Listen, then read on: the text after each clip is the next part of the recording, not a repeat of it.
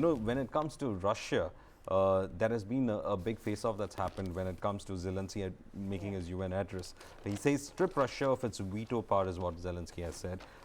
Ukrainian President Volodymyr Zelensky on Wednesday confronted Russia directly at the United Nations Security Council, denouncing Kremlin's invasion of his country as criminal and urging United Nations to strip Moscow of its veto power, is what he has been saying. He went on to say that most of the world recognizes the truth about this war, is what Zelensky said. It is criminal and unprovoked aggression by Russia against our nation aimed at seizing Ukraine's territory and resources. He called on the United Nations to vote to end Russia's veto power on the Security Council. He said that the move would be among wide-ranging reforms at the Security Council that would include permanent representation for developing nations where support for Ukraine has been lukewarm. Veto power in the hands of an aggressor is what has pushed the United Nations to a deadlock. This is what he has in fact made that statement on. So, of course, the Ukraine war is not something that won't, move away from the aspect of it. Meanwhile, there has been statements coming in that the United Nations Security Council chair has told Russia to stop the war as fast as possible because it is affecting the entire Eastern Europe and keeping Europe's in this. Let's in fact take a reaction on that aspect as well, especially when it came to the UN chair. I now give the floor to His Excellency Mr. Antony Blinken, Secretary of State of the United States of America. Thank you very much. Fights to defend them.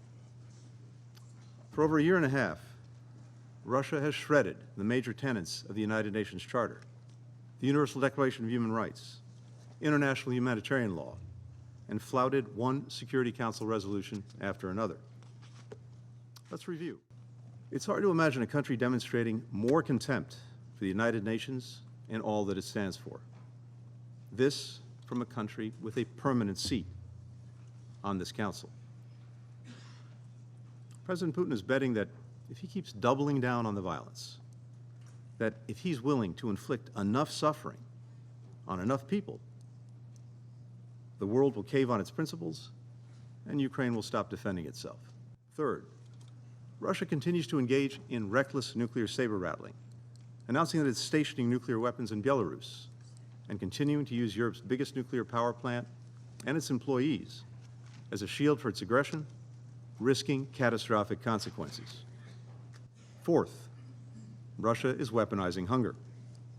Thanks to the Black Sea Grain Initiative, brokered by the Secretary General and Turkey, approximately 33 million metric tons of grain reached global markets, driving down food prices around the world.